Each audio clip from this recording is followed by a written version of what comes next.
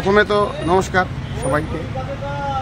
তো আমাদের পূজা কমিটির তরফ থেকে সবাইকে সাধারণ আমন্ত্রণ, যাতে সবাই পুজোতে আসে, মাকে দর্শন করতে সবাই যাতে আসে।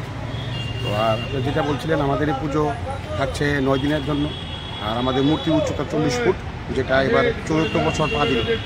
তো আমরা এই প্রতি বছরই এরকম ত্রিপুরার সবচেয়ে বড় সরস্বতী মার পুজো হয়ে থাকে।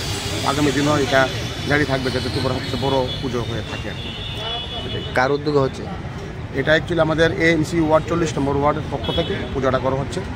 আমাদের পৌরপৌর সম্পাদক চৌধুরী আর আমাদের এক্স কাউন্সিলর জয়ন্ত চৌধুরী মহোদয়, আর উনি আমার এই পূজা কমিটির চেয়ারম্যানও, ওনার তত্ত্বাবধানেই আমরা এই পূজাটা করে থাকি। বিশেষত্ব কি কিছু রয়েছে এবছর? বিশেষত্ব বলতে দেখুন, আমাদের এখানে সাংস্কৃতিক সব কথা বলতে কি, আমাদের পুজোটার নিয়ে 9 দিন ব্যাপী মেলা থাকছে। সেখানে সাংস্কৃতিক সন্ধ্যা, কুকাভিনয়, ছোটো কচি কাঁচা বাচ্চাদের থেকে শুরু করে একদম বয়োজ্যেষ্ঠ পর্যন্ত আমাদের মেলা থাকছে।